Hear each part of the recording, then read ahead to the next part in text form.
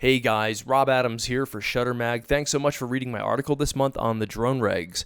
So while my brother is the president of the National Air Traffic Controllers Association and employed by the FAA as an air traffic controller and a safety officer, he ended up not being given authorization from the higher-ups to talk about the new FAA drone regs that went into effect last December.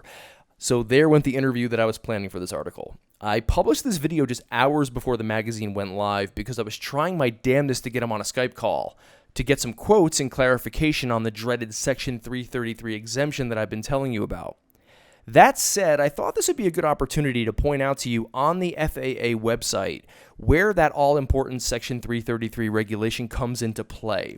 If you go to faa.gov and then go /UAS/legislative_programs section _333, you'll find the often overlooked guideline. Now, I think the thing that most people are missing when it comes to the new drone regs that were rolled out late last year is that they don't really apply to commercial use. And as photographers and videographers making a profit from our images, we are by definition commercial entities. So it's quite important that we take a close look at this Section 333 and adhere to what it says, I believe. Now, I don't think people are going to get arrested for flying drones for weddings and other photo video uses as long as we use some common sense. In other words, don't fly next to buildings, tall buildings, don't, not near other aircraft or over crowds of people or highways. But it's apparent that the FAA is serious when it comes to commercial entities using UAS for their operations. So here is Section 333 as read on the FAA website.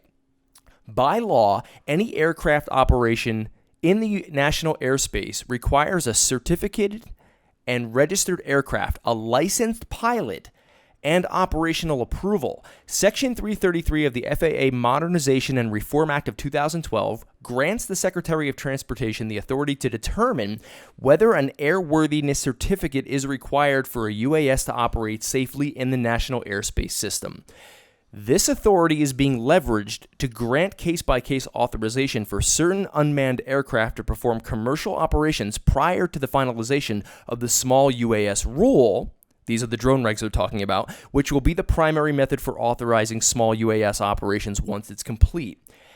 The Section 333 exemption process provides operators who wish to pursue safe and legal entry into the NAS a competitive advantage in the UAS marketplace, thus discouraging illegal operations and improving safety, blah, blah, blah, blah, blah. Now, it's that second paragraph that really raises eyebrows. Since the new drone regs have rolled out, the FAA has not been clear whether Section 333 still applies to those who register their drones under the new guidelines.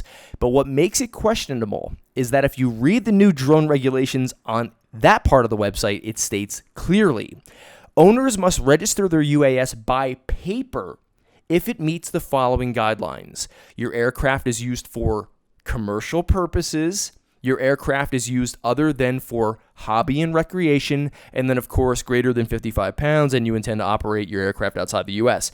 So technically, the simple online method of registering your drone, which everybody's been doing, will not cut it legally speaking. So the question is, where is the clarification that Section 333 does not or does apply when an exemption can only be done by paper application? Now, this is something that I think we as drone operators, even on the low level that we are, need to take a good hard look at. And I'll be following up with the FAA to get more clarification on this issue, and I might write about it in an article very soon. The point of my article this month is, just because you registered your drone via the FAA website, don't assume that you are now licensed for commercial operation. If you dig a little bit deeper into Section 333, you'll also find that applicants need to obtain a pilot's certification in order to operate the drone being registered under Section 333. So does that mean we all have to be certified pilots to get that shot of the bride and groom? That's something we need to each consider before taking off. Thanks for reading my article this month. I'll see you next month in Shutter Mag.